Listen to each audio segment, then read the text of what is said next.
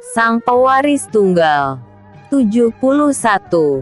Perang Hacker 2. Baik Tuan Muda. Kami akan melakukan yang terbaik demi kita semua. Jawab Rams penuh semangat. Setelah mengucapkan kata-kata tersebut, Hans dan seluruh orang-orangnya mulai mengerjakan tugas yang diberikan oleh Dion. Detik itu juga Rams mengetikkan nama orang yang akan dicari. Sesaat kemudian muncul gambar beserta profil orang yang mencoba membobol data perusahaan Birawa Group tersebut. Di layar lebar itu terpampang dengan jelas gambar seseorang yang cukup tampan dan klimis, beserta dengan profilnya, dan bertuliskan, Name, Jack Napoleon. Place of birth, Marseille, France. Life, Nevada, United States. State of personal, International Outlaw Wanted. Wickedness crime, money laundering, murder, drugs supplier, international hacker, heavy weapons supplier, stock player, vital organ supplier, kidnapper and sniper, nearer position, Southeast Asia. Warning. If you ever met him, please be careful. And don't believe for what players say. And quick contact your authorities party. Ternyata begitu. Hebat juga dia. Guman Dion lirih. Rams, satukan data kalian. Dan gunakan semua kemampuanmu untuk menemukan letak markas mereka. Aku tidak mau masalah ini terus berlarut-larut. Malam ini juga masalahnya harus sudah kelar. Hancurkan mereka. Dan retas semua informasi perbankan mereka. Perintah Dion emosi. Baik Tuan Muda. Jawab Hans gemetaran begitu mendapatkan perintah yang tegas tersebut. Hans dan anak buahnya segera melakukan pekerjaannya. Hanya membutuhkan waktu sekitar 10 menit. Semua data dan kekayaan Jack Napoleon sudah terdeteksi. Kami sudah mengunci akun organisasi mereka Tuan. Apakah Anda mau menarik seluruh aset mereka? Berikut semua uang yang tersimpan di beberapa buah bank besar dunia. Tanya Rams senang. Baik. Jadikan mereka miskin. Kemudian hancurkan semua data mereka. Dan jangan biarkan mereka bangkit kembali. Karena telah berani membangunkan singa yang sedang tidur. Jawab Dion berapi-api. Silakan Tuan klik tombol ini. Ucap Rams sopan. Dion yang sudah sangat hafal dan ahli di bidang IT segera mengklik tombol enter. Tak lama kemudian terdengar bunyi klik.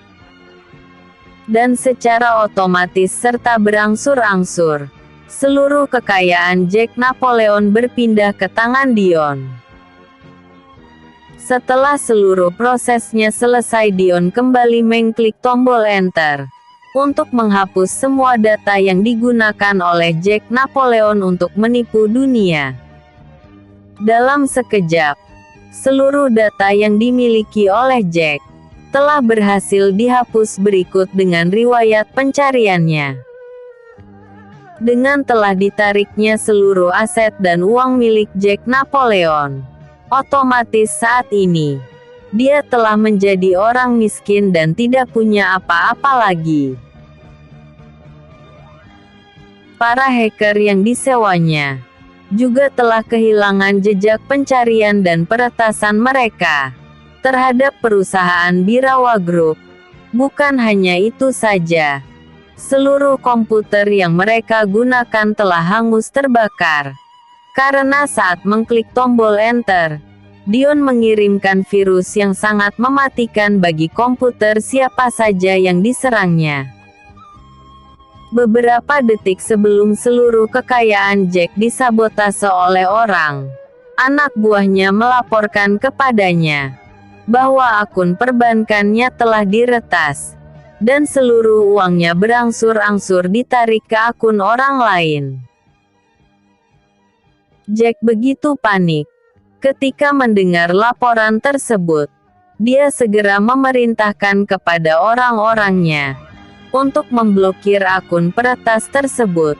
Tetapi usahanya sia-sia saja, karena sedetik setelah seluruh uangnya berhasil ditarik, tiba-tiba seluruh komputer mereka mati dan meledak.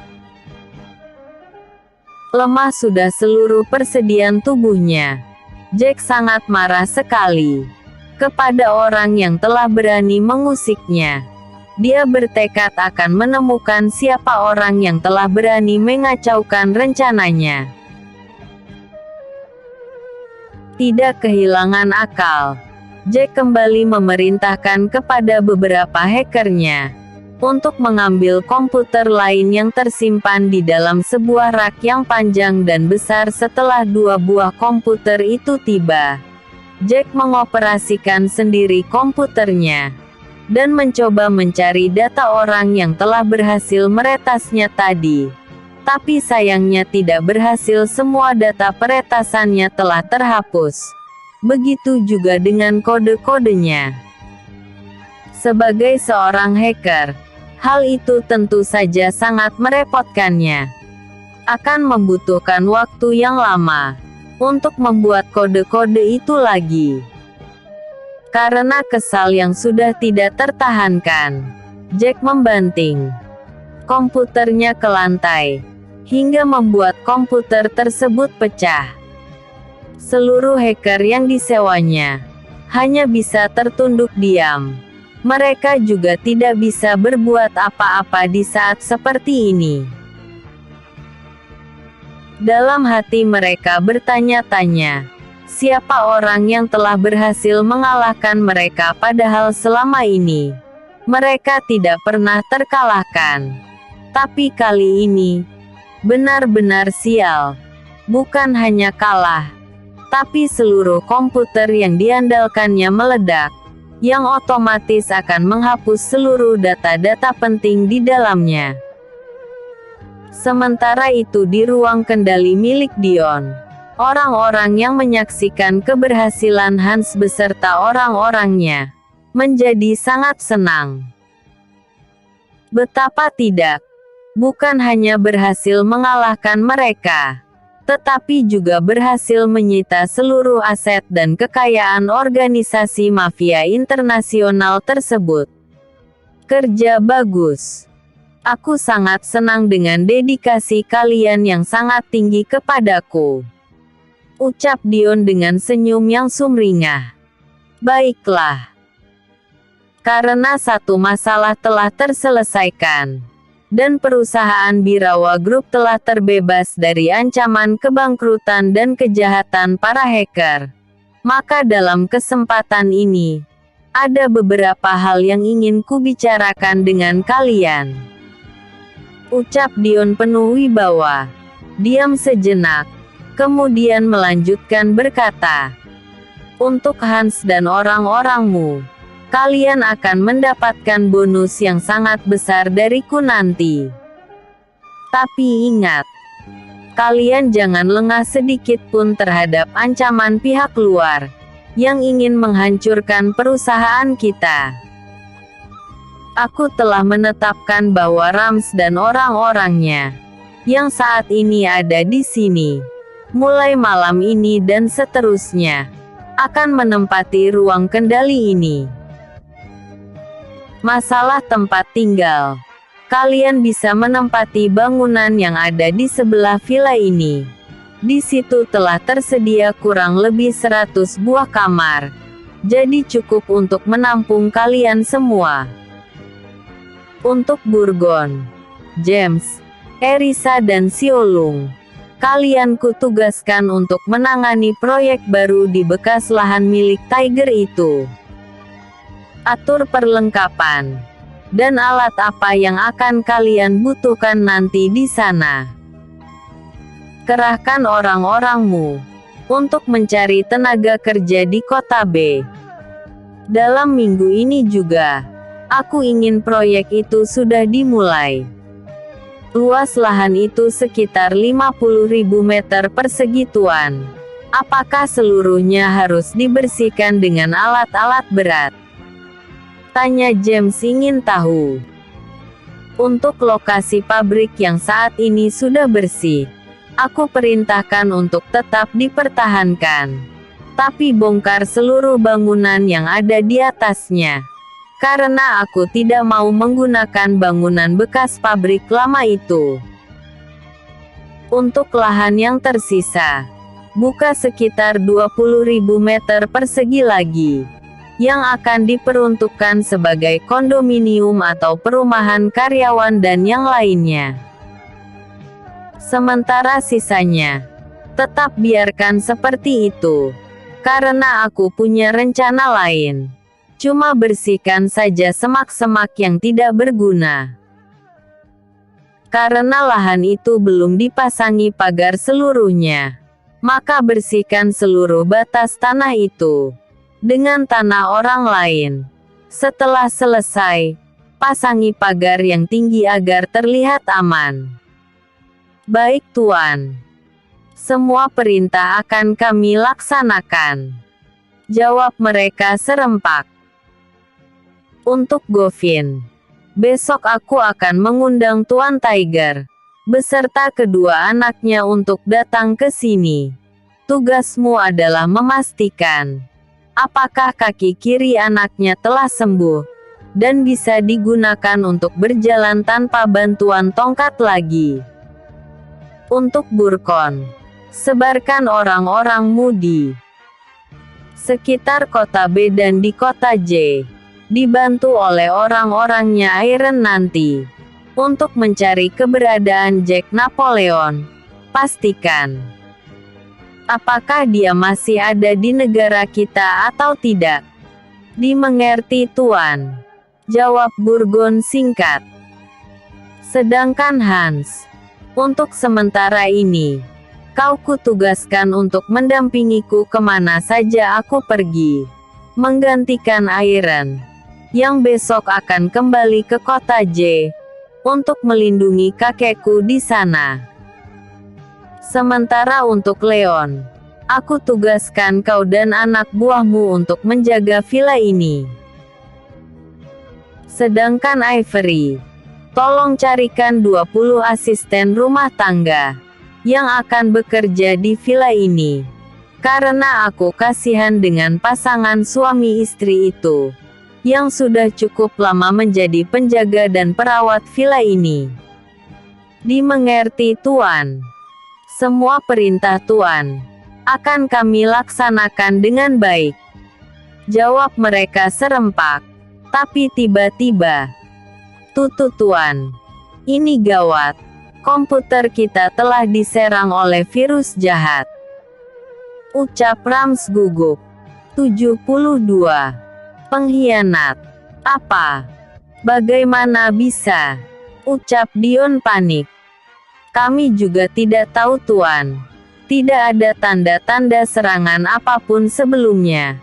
Semuanya normal-normal saja, jawab Rams juga panik. Kalian semua, cepat periksa seluruh komputer kita. Apakah seluruhnya terkena serangan virus itu? Perintah Dion tegas.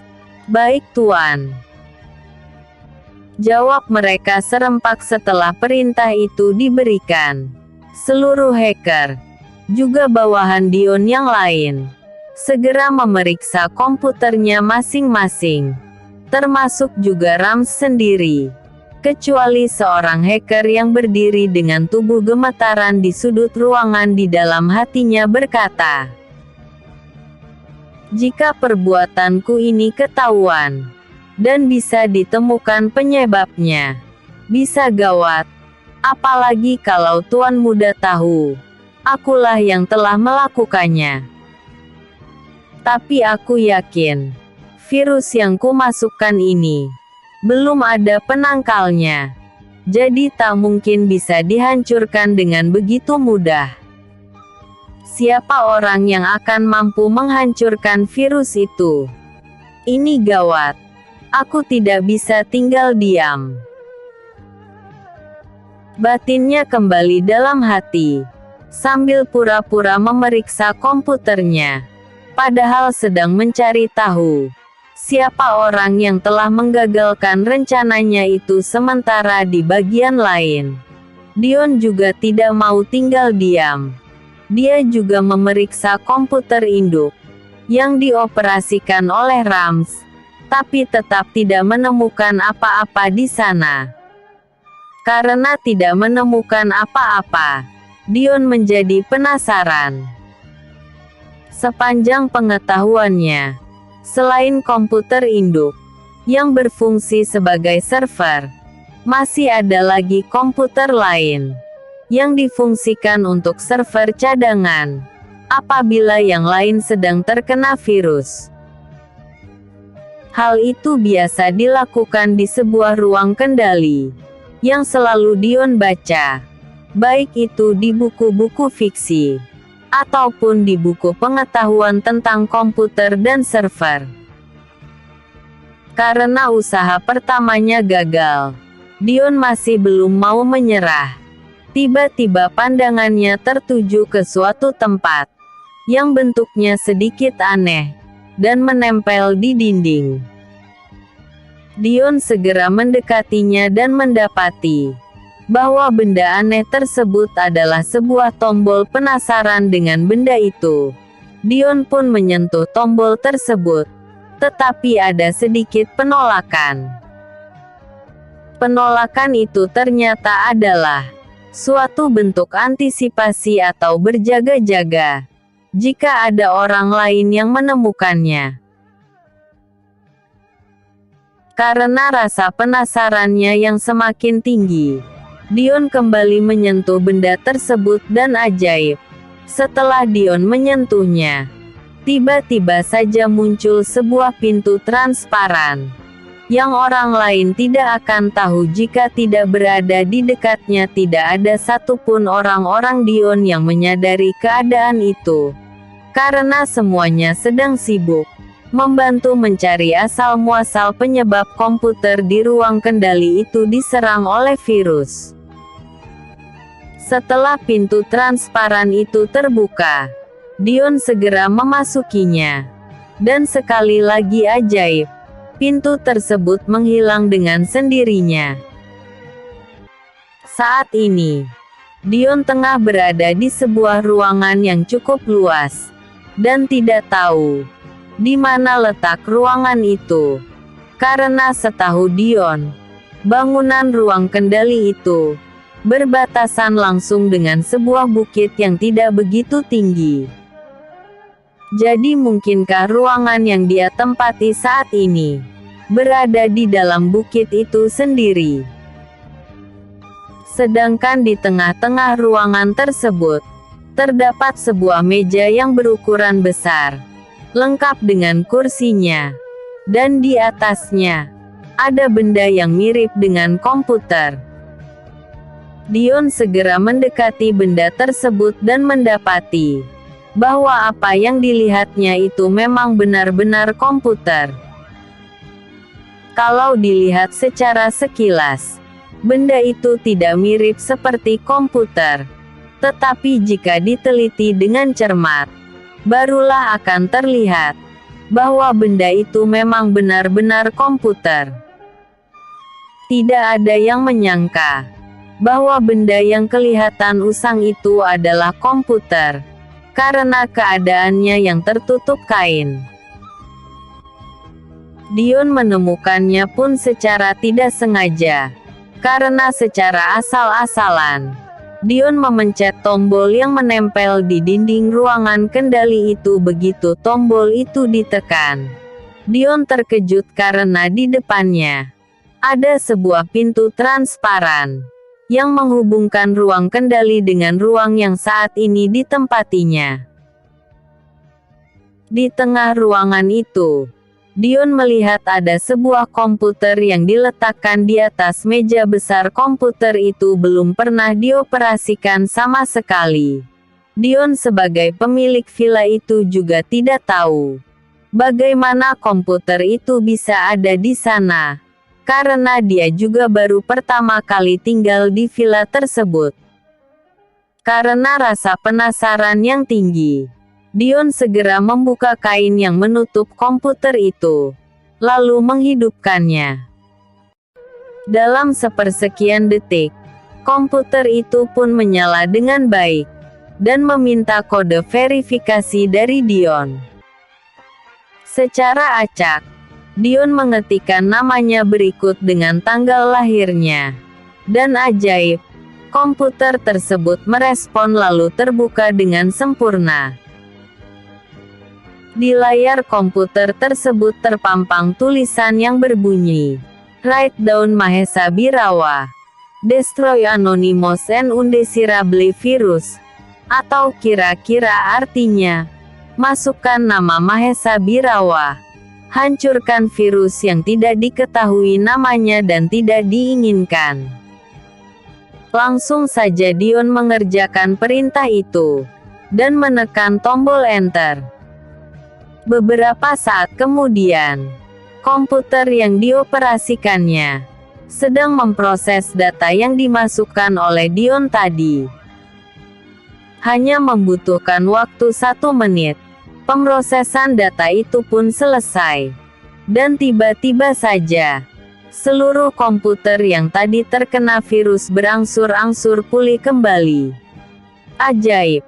Ini benar-benar ajaib.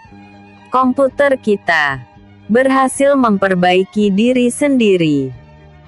Virus yang menyerangnya pun telah dihancurkan seluruhnya. Ucap Rams keheranan. Walaupun Rams sebagai seorang ahli komputer dan hacker nomor 1 di dunia, tapi saat ini tidak bisa menangkis serangan virus tersebut dalam masa singkat. Sekitar 3 menit, seluruh komputer itu diserang oleh virus jahat yang tidak diketahui namanya. Rams dengan sedaya upaya berusaha membersihkan virus tersebut dengan kode-kode unik yang diciptakannya sendiri. Ketika dia hampir selesai mengerjakan kode-kode itu, tiba-tiba saja komputernya menyala terang, dan mengindikasikan sedang diperbaiki. Peristiwa itu tentu saja mengejutkan semua orang termasuk juga Rams. Tapi di mana Tuan Muda? Kenapa dia tidak ada di ruangan ini? Guman Rams lirih. Sementara itu, di ruang yang Dion tempati, komputer yang tadi dioperasikannya tidak berhenti di situ saja. Komputer itu terus memproses data rahasia. Dari mana dan siapa yang telah memasukkan virus tersebut ke komputer lainnya. 45 detik setelah itu, di layar komputer tersebut, terpampang nama dan data virus yang tadi menyerang. Berikut dengan gambar orang yang telah memasukkannya. Kurang ajar. Ternyata ada pengkhianat dalam tim peretas itu. Pantas saja seluruh komputer terserang oleh virus. Ini tidak bisa dibiarkan, ucap Dion geram, sambil mengklik tombol kirim yang tersedia di layar komputer itu. Dalam sekejap, gambar orang berikut data dan nama virus tersebut terkirim ke seluruh komputer yang ada di dalam ruang kendali tersebut. 1 detik kemudian, timbul kegaduhan di sana. Rata-rata mereka berkata, "Tidak mungkin. Bagaimana orang yang sangat dipercaya akan menjadi seorang pengkhianat busuk seperti ini?" Ucap mereka di hati masing-masing sambil mengarahkan pandangannya ke orang yang dimaksud. Ini semuanya tidak benar. Aku tidak pernah melakukan apapun. Aku tetap setia kepada Tuan Muda Dion. Ucapnya membela diri. Mau mengelak apa kau? Di seluruh layar komputer ini, Sudah jelas-jelas terpampang gambarmu, juga data-datamu. Berikut dengan virus yang kau masukkan itu. Ucap Rams geram. Bukan aku pelakunya, bos. Sungguh aku tidak pernah melakukannya. Percayalah, bos. Ucapnya dengan terbata-bata. Masih belum mau mengakuinya. Dasar bajingan. Plak, plak. Bantah Ram geram sambil menamparkan wajah pengkhianat itu. Di tengah keributan tersebut, Dion tiba-tiba saja muncul kembali di tempatnya semula. Dan saat itu juga, pintu transparan yang tadi dimasukinya menghilang begitu saja. Semua orang yang melihatnya menjadi terkejut, karena Dion tiba-tiba telah ada di sana. Setelah sekian lama dia dicari oleh mereka, tapi tetap tidak bisa ditemukan oleh mereka. Sekarang malah Dion berdiri di tempat semula dengan tenang. Tahan dia dan bawa ke sini. Perintah Dion kepada mereka. Baik tuan. Jawab mereka serempak plak, plak. Tanpa berkata sedikit pun. Dion menamparkan wajah pengkhianat itu cukup keras, hingga membuatnya terdorong sampai menabrak dinding. Tidak berhenti sampai di situ saja, Dion kembali melayangkan tendangan kaki kanannya ke arah dada pengkhianat tersebut dengan kuat. Buk, ark, keluhnya kesakitan. Masih belum cukup juga. Dion kembali melancarkan aksinya. Kali ini, bukan hanya sekali tendangannya masuk ke tubuh pengkhianat itu, tapi berkali-kali, sampai membuat pengkhianat tersebut tumbang, dan nafasnya terengah-engah walau tidak pingsan. Melihat pengkhianat tersebut tumbang, Dion kembali berniat ingin menghajarnya tapi tiba-tiba, "Tunggu tuan muda. Jangan siksa lagi. Aku mengaku bahwa akulah orang yang telah memasukkan virus itu ke dalam komputer-komputer di ruangan ini." Ucapnya sambil menahan sakit. "Robin, kau tahu apa yang harus dilakukan pada pengkhianat itu?" Ucap Dion dingin. 73. Panik. Kreas. Arkhe. Ampun. Ampun tuan. Ampuni aku. Jangan siksa aku lagi. Tolong kasihani aku tuan. Ucap pengkhianat itu kesakitan, sambil memegang telinga sebelah kirinya yang putus, akibat ditebas oleh Robin, si dewa kematian. Baik, baik. Aku akan berterus terang. Siapa yang telah membayarku melakukan ini semua? Ujarnya sambil menangis menahan sakit yang tidak tertahankan lagi. "Govin, lakukan tugasmu." Perintah Dion tiba-tiba. "Dimengerti tuan." Jawab Govin singkat, sambil berjalan mendekati Pedro, si pengkhianat itu. Setelah dekat dengannya, dengan tiba-tiba dan tak terduga, jari telunjuk Govin menotok leher dan pangkal telinga Pedro sebanyak 2 kali, dengan tujuan menghentikan pendarahan di sekitar telinganya. Rasa sakit yang Pedro alami seketika berkurang, walau masih tetap ngilu di pangkal telinganya. "Aku tidak mengatakannya 2 kali. Nyawamu tergantung dengan jawabanmu," ancam Dion mengintimidasi. Baik tuan muda," jawab Pedro ketakutan. "Jack Napoleon lah yang telah membayarku untuk menghancurkan sistem data perusahaan tuan, dengan cara memasukkan virus silent killer ke dalam komputer milik perusahaan tuan." Ucap Pedro gemetaran. "Apa alasanmu mau melakukan itu? Bukankah kau tahu akibat apa yang akan kau terima?" Katanya Leon juga ikut geram dan berniat ingin menghajar Pedro, tapi dicegah oleh yang lain. Jack mengancam akan membunuh anak dan istriku kalau aku tidak mau mengikuti perintahnya. Saat ini, Jack sedang menahan keluargaku, jawab Pedro sambil menitikkan air mata. Tapi aku tidak pernah bertemu dengan Jack Napoleon itu. Aku mendapat perintah tersebut melalui orang-orangnya, dan aku tidak tahu di mana tempat persembunyiannya sekarang. Sambung Pedro lagi. Apakah kau ada nomor kontaknya? Tanya Rams tiba-tiba. Ada bos. Jawab Pedro singkat.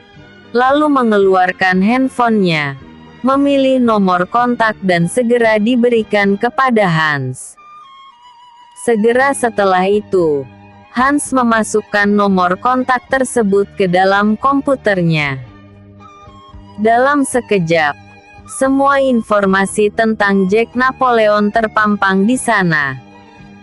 Dengan menggunakan GPS dan Google Maps yang terhubung dengan handphone Pedro, Rams akhirnya menemukan posisi Jack. Ternyata selama ini, dia bersembunyi di pinggiran kota Jetuan. Kata Rams melaporkan masalah itu kepada Dion. Walaupun Dion sendiri sudah mengetahuinya, karena sama-sama melihat petunjuk itu. Ternyata sangat mudah sekali menemukanmu bangsat. Guman Dion geram. Lalu berkata lagi, hubungkan aku dengan Evan Sanders. Segera, ucap Dion tegas. Baik tuan, jawab Hans gugup. Setelah panggilan video terhubung dengan Evan Sanders, Rams mengirimkan posisi Jack Napoleon kepadanya. Segera setelah itu, Dion memerintahkan kepada Evan untuk memobilisasi para pengawal pilihan keluarganya yang ada di kota J malam itu juga. Urus si Jack bajingan itu, dan bebaskan seorang perempuan dan 2 anaknya dari tangan mereka. Kau bisa melakukan apapun padanya. Perintah Dion tegas. Bawa 200 orang pengawal terpilih. Bekali mereka dengan senjata otomatis. Dan jangan lupa ikut sertakan para samurai ke sana. Sambung Dion lagi. Baik tuan, jawab Evan singkat. Urus pengkhianat ini. Aku tidak mau melihat keberadaannya lagi di dunia. Ucap Dion bengis. Tolong ampuni aku tuan. Aku mengaku bersalah. Karena telah menuruti perintah dari Jack itu. Tapi aku terpaksa melakukannya tuan. Ujar Pedro memelas. Meminta belas kasih dari Dion. Dia tahu apa arti ucapan dari Dion itu tadi.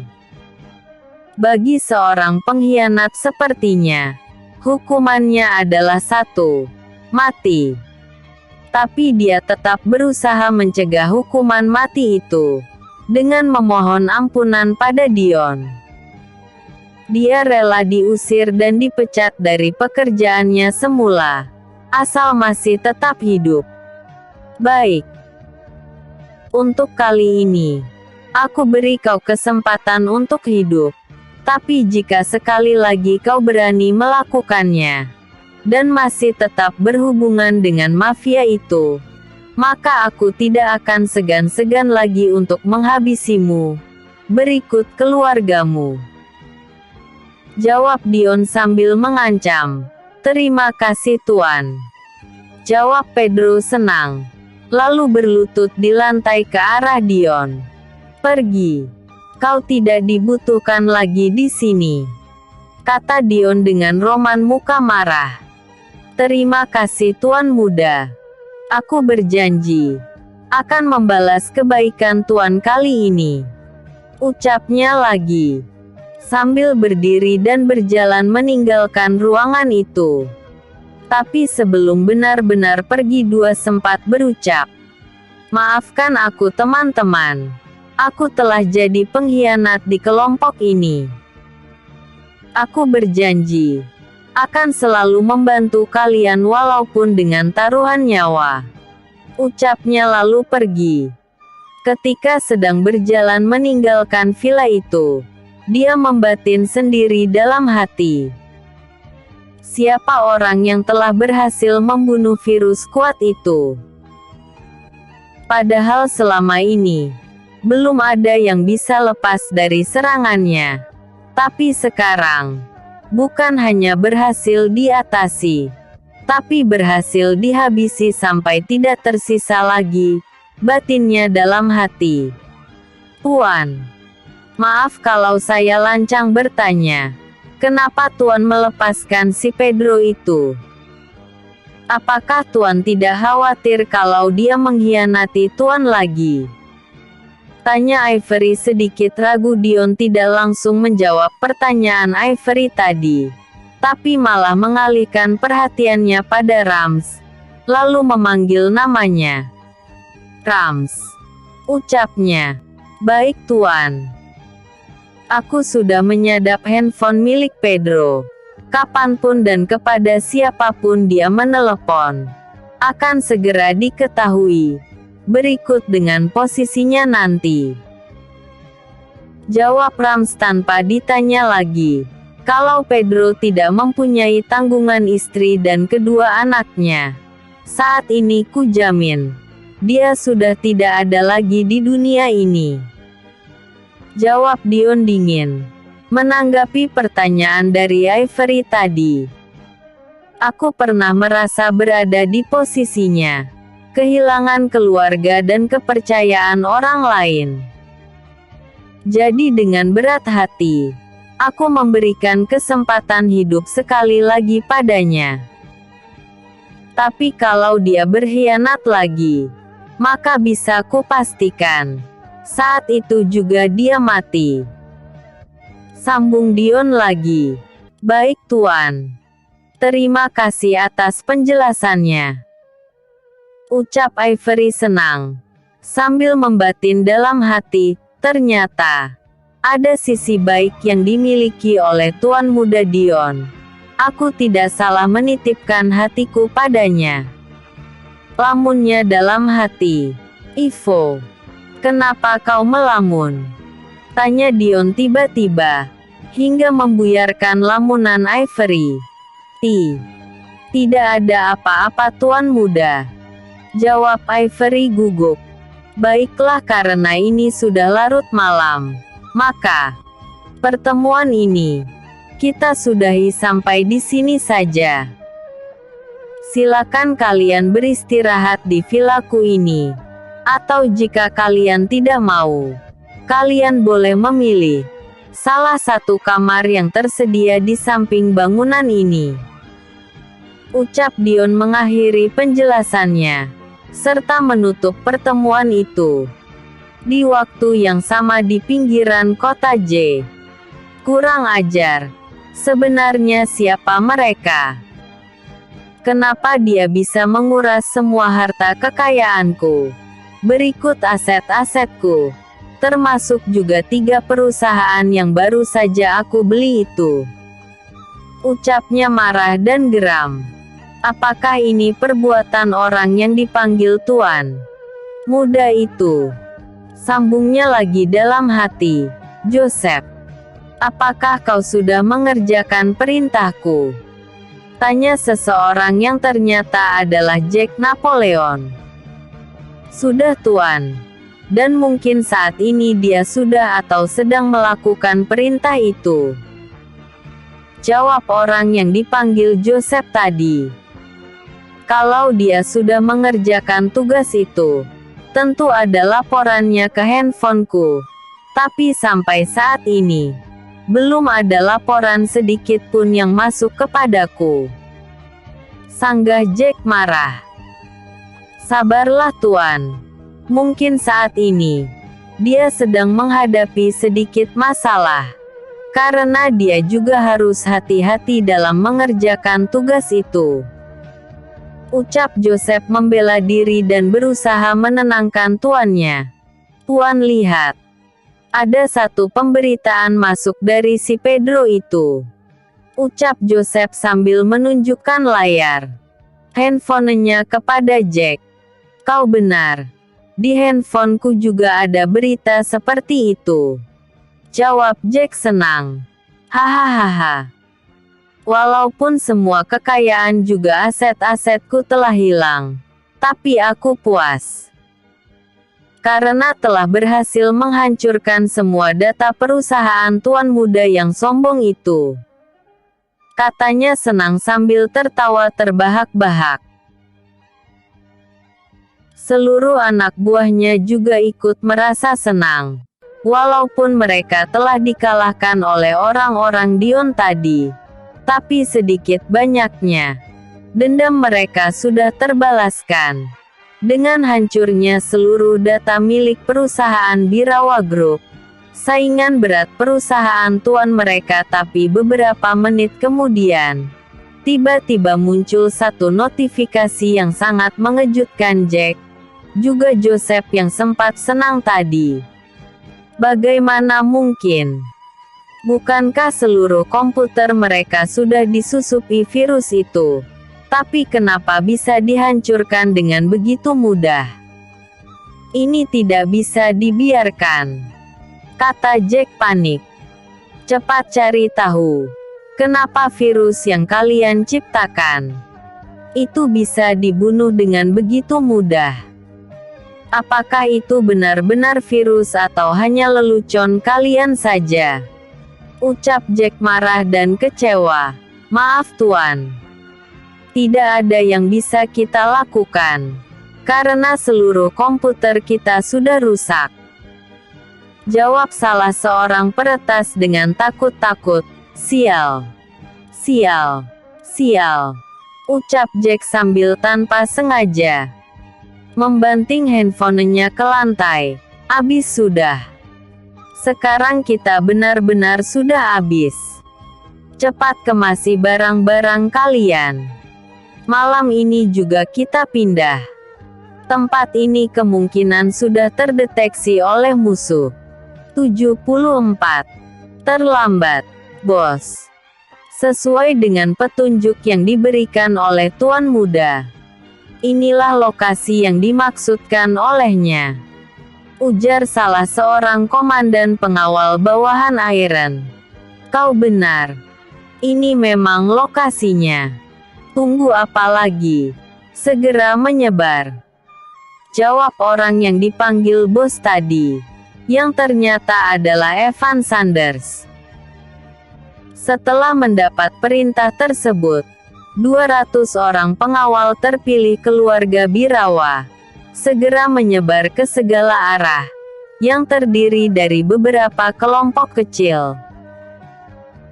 Ada yang langsung masuk ke dalam, ada yang memutar ke sebelah kanan dan kiri, bahkan ada yang berlarian menuju bagian belakang. Tujuannya jelas, yaitu memblokir semua akses masuk dan keluar dari bangunan itu. Tapi sayang, usaha mereka sia-sia, karena bangunan yang mereka masuki dan kepung itu sekarang telah kosong, hanya meninggalkan komputer rusak karena terbakar, dan sampah-sampah yang berserakan di mana-mana. Sial, kita sudah terlambat. Ternyata mereka sudah pergi dari tadi. Sepertinya mereka sadar bahwa tempat persembunyiannya sudah diketahui oleh musuh. Ucap Evan geram. Cepat berkumpul dan lakukan pengejaran. Siapa tahu mereka belum begitu jauh. Sambung Evan lagi. Baik tuan. Jawab mereka serempak. Andai saja kita ada kontak bajingan itu, tentu pencarian kita tidak akan sesulit ini. Batin Evan dalam hati. Tuan, lihat ini.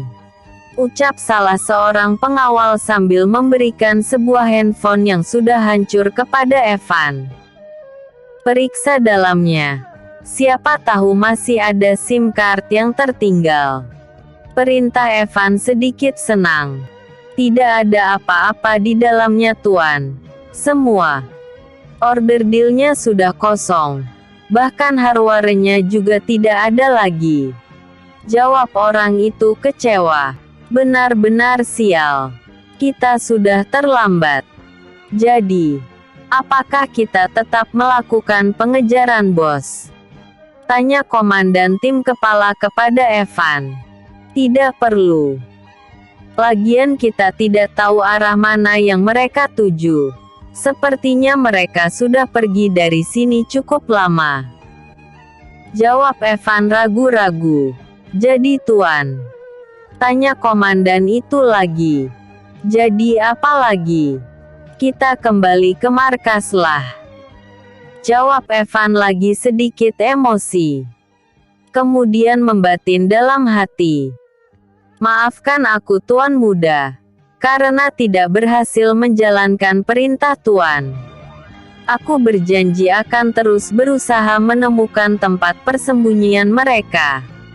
Kata batin hati Evan menyesali kegagalannya. 6 menit sebelum para pengawal Tuan Birawa datang, Jack sudah memerintahkan kepada seluruh orang-orangnya untuk berkemas. Membawa barang apa saja yang mereka anggap penting. Tapi mereka melupakan sesuatu karena terburu-buru. Ada sebuah laptop yang masih tersisa di sana. Dan dianggap tidak berguna lagi karena sudah usang. Maka benda itu tidak mereka bawa. Sekali lagi karena terburu waktu. Jadi mereka tidak membawanya. Laptop tersebut oleh Jack dibuang ke tempat pembuangan sampah yang ada di luar, karena dianggap sudah tidak berguna lagi. Ketika membuang laptop itu, Jack melemparkannya dengan kuat, sampai membuat tutupnya pecah. Tapi bodohnya Jack, tanpa dia sadari atau lupa, bahwa di dalam laptop tersebut ada data penting yang melebihi semua harta kekayaannya. Tapi karena panik, marah dan kecewa, membuat otaknya yang biasa encer menjadi tumpul saat itu. Maka tanpa berpikir panjang lagi, Jack membuang laptop yang sangat berharga itu dengan kasar. Memang benar kata orang, bahwa kemarahan yang tidak terkendali bisa menjadi sisi tajam yang akan menggores bahkan melukai diri sendiri. Dan begitulah yang akan terjadi pada Jack nanti. Tuan, aku menemukan ini, ucap seorang samurai tiba-tiba dan tergesa-gesa. Laptop? Tanya Evan keheranan. Benar Tuan, jawab samurai itu. Bawa pulang saja. Siapa tahu masih bisa dihidupkan. Perintah Evan penuh harap. Baik Tuan, jawab samurai itu patuh, sambil berjalan mengikuti langkah Evan dan yang lainnya. Keesokan harinya, Dion dan bawahannya yang lain sudah bangun tidur dengan kondisi yang masih kelelahan. Karena mereka mengadakan pertemuan malam tadi sampai pukul 2 dini hari. Tapi karena masih banyak pekerjaan yang harus diselesaikan oleh Dion dan orang-orangnya, maka walaupun kondisi tubuh mereka masih lemah dan mengantuk, mereka tetap bangun dan melakukan aktivitas sehari-hari seperti biasa. Tepat pukul 8.30 pagi, Dion memerintahkan kepada Xiaolong, Burgon, Erisa dan James untuk berangkat ke kota B, guna memulai pembangunan proyek pabrik baru di lahan yang sudah dibelinya dari Tiger. Sedetik setelah mendapatkan perintah itu, orang yang telah ditunjuk oleh Dion tadi segera pergi menuju ke kota B untuk melaksanakan kewajibannya. Sedangkan untuk Ivory, Dion meminta dia untuk mencari 20 asisten rumah tangga untuk bekerja di villa barunya itu, yang terdiri dari 12 tenaga kerja wanita dan 8 tenaga kerja pria. Sama seperti sebelumnya, setelah mendapat perintah tersebut, yang malam tadi sudah diinformasikan kepada Ivory, dia langsung meminta izin kepada Dion untuk pergi mencari orang yang dimaksud. Iron dan seluruh anak buahnya, yang sudah ikut bergabung dengan kawan-kawannya yang lain di villa milik Dion, pagi ini juga diperintahkan kembali ke kota J untuk mengawal kakeknya di sana. Tapi tidak semua anak buahnya kembali. 1.000 orang diantaranya tetap tinggal di kota Golden City dan kota B untuk memperkuat kekuatannya di kedua kota tersebut. Hans dan Govin tetap mendampingi Dion di kota Golden City. Sedangkan Leon si dewa perang dan Robin si dewa kematian diperintahkan untuk mengamankan aset-aset perusahaan milik Dion di kota B dan yang lain, dibantu dengan kekuatan pengawal sebanyak 600 orang. Sementara untuk Rams, Dion meminta laporannya tentang penyitaan seluruh aset dan kekayaan dari milik Jack Napoleon malam tadi. Laporkan seluruh aset dan kekayaan yang berhasil disita milik bajingan itu, ucap Dion sambil menahan kemarahannya.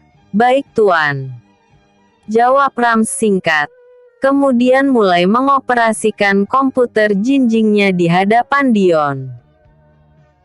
Hanya membutuhkan waktu sekitar 1 menit, Rams sudah berhasil merilis perintah dari Dion tersebut, dengan menampilkan jumlah aset dan kekayaan milik Jack yang berhasil mereka sita. Di layar laptop milik Rams, terpampang jumlah kekayaan milik Jack yang sangat luar biasa banyaknya, yaitu uang dalam bentuk dolar Amerika sebanyak 968 miliar dolar. Emas batangan yang tersimpan di bank Swiss sebanyak 2,7 ton. Batu-batu mulia lainnya yang juga tersimpan di bank Swiss sebanyak 175 kg. Dalam bentuk uang Eropa sebanyak 690 miliar euro. Dalam bentuk rial sebanyak 820 miliar Saudi. Dalam bentuk dolar Singapura sebanyak 685 miliar dolar. Dan terakhir dalam bentuk mata uang lainnya, sebanyak 797 triliun rupiah. Dalam bentuk saham, di kurang lebih 25 perasaan besar dunia, tertera sebanyak 25 juta lembar saham, senilai 2.500 triliun US dollar. Sedangkan dalam bentuk perusahaan, terdapat 3 perusahaan besar yang baru saja dibeli olehnya. Jumlah kekayaan sebanyak itu didapatkannya selama kurang lebih 20 tahun berkecimpung di dunia kejahatan mafia. Karena perannya itulah, dia saat ini tengah menjadi buronan seluruh Interpol dunia internasional. Barang siapa yang bisa menangkap atau membunuhnya, maka secara otomatis, seluruh harta kekayaan dan aset-asetnya akan jatuh kepada negara atau orang yang berhasil menemukan atau menghabisinya. Tapi karena keuletan dan kelicikannya, dia berhasil kabur dengan bantuan orang-orang yang gila dengan harta. Dengan menggunakan kekayaan yang dimilikinya itulah, Jack Napoleon bisa bebas pergi kemana saja yang dia inginkan. Tapi sekarang, semua harta kekayaannya telah berpindah tangan dalam sekejap. Seluruh akses ke penyimpanan hartanya telah terhapus, dan digantikan oleh nama orang lain. Ruang gerak Jack Napoleon sekarang telah menjadi sempit, karena dia tidak mampu lagi membayar orang-orang yang bisa diminta untuk meloloskannya kabur dari kejaran dunia internasional. Apalagi setelah Dion memerintahkan orang-orangnya untuk terus memburu Jack Napoleon itu dimanapun dia berada. Dengan menggunakan kekuatan, kekayaan dan pengaruhnya di negara tersebut, juga di negara-negara Asia, akan sangat mudah bagi Dion untuk menemukan Jack Napoleon itu. Setelah seluruh aset dan kekayaan milik Jack Napoleon itu diperlihatkan kepada Dion, secara tidak terduga, Dion melampiaskan kegembiraannya dengan menggebrak meja yang ada di depannya hingga roboh, dan mengagetkan orang-orang yang ada di tempat itu. Tak lama kemudian dia berkata, "Luar biasa sekali. Ternyata kekayaannya hampir menyamai kekayaan kakekku," ujar Dion senang. "Dengan jumlah kekayaan sebanyak itu, akan banyak yang hal bisa aku lakukan. Semua rencana yang telah kubuat, harus aku laksanakan secepat mungkin." Guman Dion lirih. "Semuanya sekarang menyebar, dan lakukan pekerjaan yang sudah diberikan kepada kalian, kecuali Hans dan Rams," perintah Dion kepada orang-orang yang masih ada di vilanya. Setelah semuanya pergi, yang tinggal hanya Dion, Hans dan Rams di ruangan Gan itu. Setelah diam sejenak, Dion membuka suara. "Kemana seluruh kekayaan yang berasal dari Jack Napoleon itu kau tempatkan?" tanya Dion tegas. "Seluruh kekayaan itu telah saya pindahkan ke rekening cadangan milik perusahaan kita, Tuan," jawab Rams sangat jelas sekali. "Baguslah kalau begitu. Dengan demikian, tidak ada yang bisa melacak aliran dana itu. Aku mau dana itu secepatnya disalurkan kepada pihak-pihak yang membutuhkan." 75. Serangan tiba-tiba. Lalu bagaimana dengan emas batangan juga batu-batu mulia lainnya? Apakah sudah dipindahkan juga? Tanya Dion penasaran. Karena selama ini dia memang masih awam tentang masalah seperti itu. Emas batangan dan batu-batu mulia memang sudah berpindah tangan dan berganti pemilik, Tuan, tapi masih tetap tersimpan di bank Swiss itu, jawab Rams cukup jelas. Kemudian melanjutkan lagi penjelasannya. "Jika Tuan ingin mengambil dalam bentuk utuhnya, maka Tuan harus ke sana. Tapi jika Tuan tidak mau repot, Tuan bisa meminta pihak bank untuk mengkonversikan emas dan batu-batu mulia itu ke bentuk surat berharga, atau ke bentuk uangnya langsung. Tuan bisa memilih mata uang mana yang Tuan inginkan, dolar atau euro," ucap Rams panjang lebar. "Aku ingin keduanya," jawab Dion penuh semangat. "Baik, Tuan. Nanti kalau Si Olung sudah kembali, Tuan bisa memintanya untuk melakukan transaksinya. Karena terus terang, Tuan, hanya Si Olung yang bisa melakukan pekerjaan seperti itu," ucap Rams lagi. "Baik. Dengan begitu aku jadi mengerti prosesnya," jawab Dion terus terang. "Oh ya, Tuan.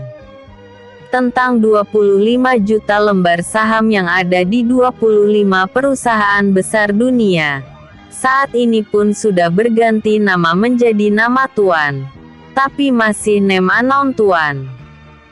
"Bagus kalau begitu. Tapi bagaimana profit sharingnya?" Apakah langsung ditransfer ke rekening pribadi atau ke rekening perusahaan? Tim kami sudah memindah bukukan pembagian keuntungan saham itu ke rekening cadangan 2, yang tersimpan di bank up, agar tidak bisa dideteksi Tuan. Jawab Rams lagi. Orang yang bisa menariknya hanya Tuan sendiri. Dibuat seperti itu agar hasil dari profit sharingnya bisa dideteksi frekuensi pengirimannya. Lagi pula akan mengurangi resiko sabotase dari orang yang tidak bertanggung jawab. Dengan ini, ada 3 rekening cadangan yang digunakan untuk menampung harta sitaan dari luar itu. Ucap Rams mengakhiri penjelasannya. Bagus. Sangat bagus. Aku puas dengan hasil kerja kalian. Tidak percuma kakek merekrut kalian semua untuk bekerja di perusahaannya. Ucap Dion senang. Itu sudah menjadi kewajiban kami Tuan Muda, karena Tuan Besar bersikap sangat baik pada kami. Beliaulah yang telah mengangkat kami dari dunia hitam belasan tahun yang lalu. Ucap Hans membuka cerita. Dunia hitam? Tanya Dion keheranan. Panjang ceritanya Tuan Muda. Sebaiknya Tuan tanyakan saja pada kakek Tuan nanti. Jawab Hans malu-malu. Baiklah kalau begitu. Mari kita berkeliling kota. Ucap Dion dengan roman wajah senang. Malam sebelum pagi. Pukul 1.50 dini hari. Di sebuah gubuk tua yang sudah lama terbengkalai di luar wilayah kota J. Tuan, lebih baik kita beristirahat di sini dulu. Tempat ini sepertinya aman dan terisolir. Ucap salah seorang bawahan Jack, ketika mereka sampai di pinggir laut dan menemukan sebuah pondok nelayan tak jauh dari bibir pantai. Lagi pula tidak mungkin kita akan tersusul dan ditemukan oleh musuh kita Tuan. Sambung orang itu lagi. Baiklah kalau itu mau kalian. Malam ini sampai besok kita bersembunyi di sini dulu. Setelah aman baru kita menyeberang menuju negara lain. Jawab Jack pasrah. Besok, beberapa orang di antara kalian pergi mencari perahu nelayan yang mau menyeberangkan kita ke pulau seberang. Walaupun perahu itu tidak bisa menyeberangkan kita sampai ke negara tetangga, menurunkan kita di sebuah pulau kosong pun tidak masalah. Ucap Jack semakin putus asa. Tapi bagaimana dengan mobil-mobil kita Tuan? Apakah kita sembunyikan saja di hutan belakang pondok ini? Tanya anak buah Jack yang lain. Kau atur saja mana baiknya. Aku mau istirahat dan menenangkan diri. Jawab Jack acuh. Tak kusangka petualanganku akan sampai di sini saja. Aku benar-benar telah habis.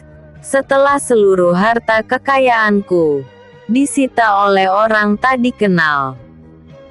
Batin Jack dalam hati, sambil berjalan memasuki pondok nelayan tersebut. Siapa sebenarnya orang yang telah begitu kurang ajar berani menyabotaseku dan merebut semua jerih payahku selama 20 tahun ini? Gumannya lirih, sambil menggelengkan kepalanya pelan.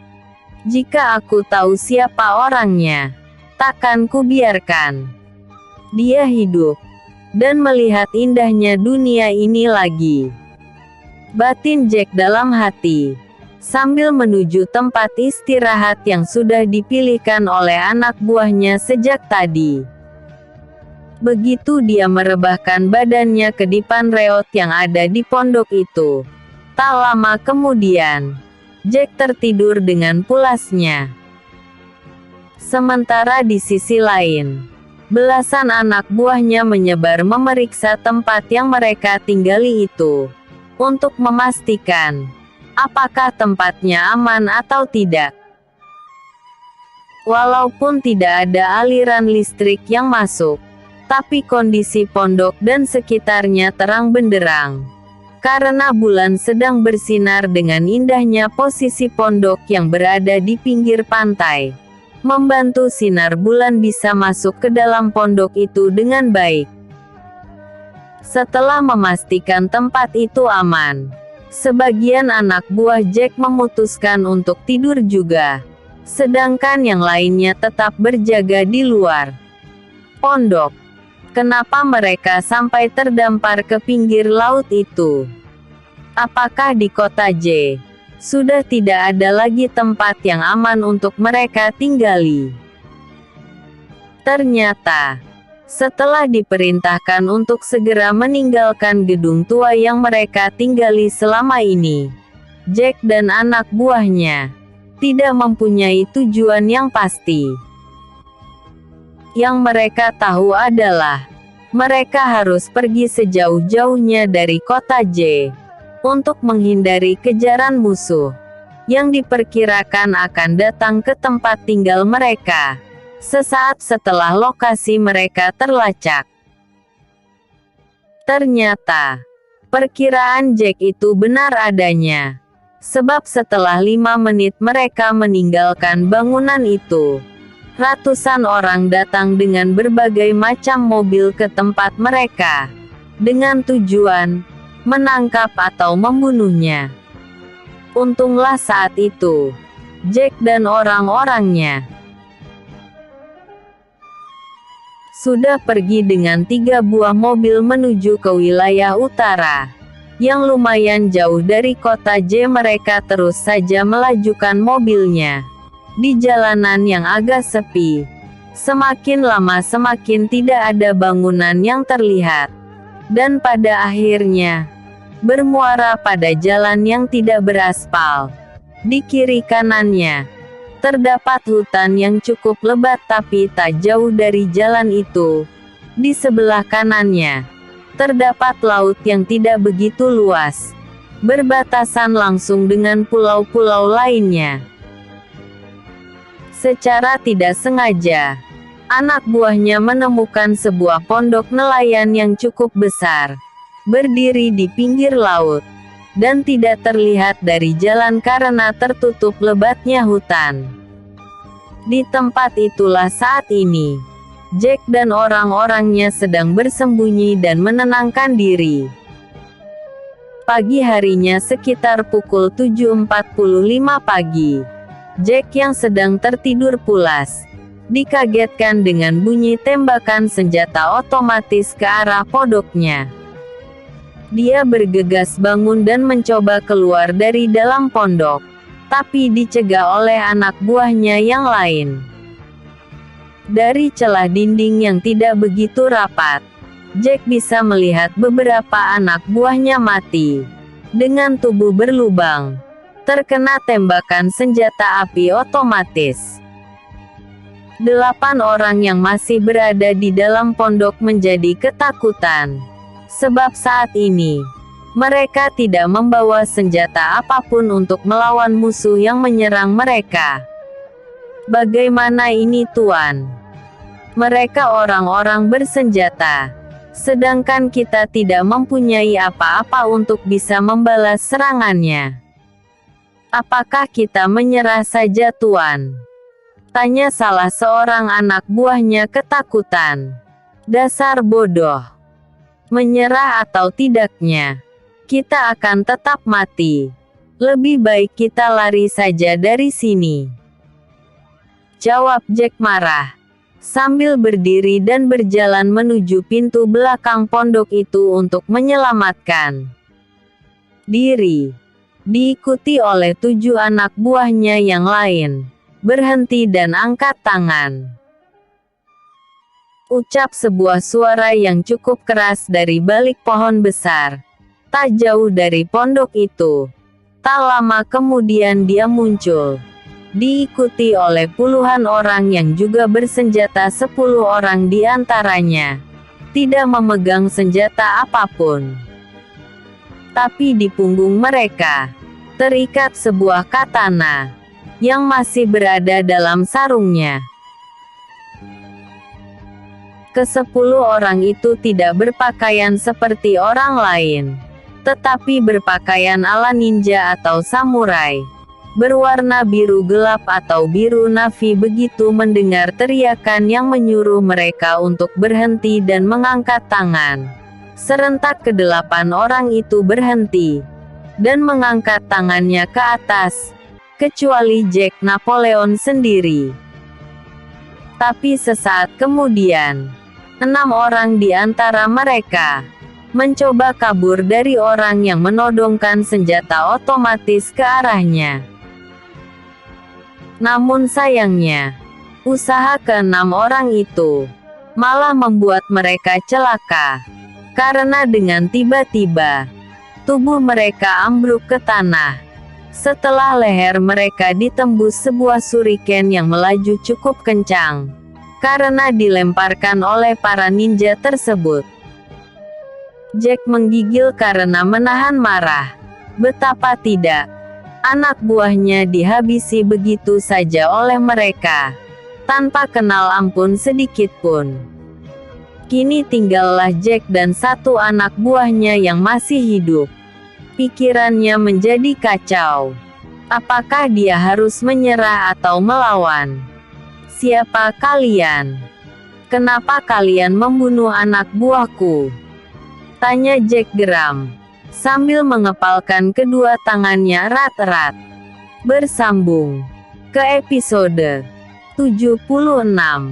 Akhir petualangan Jack.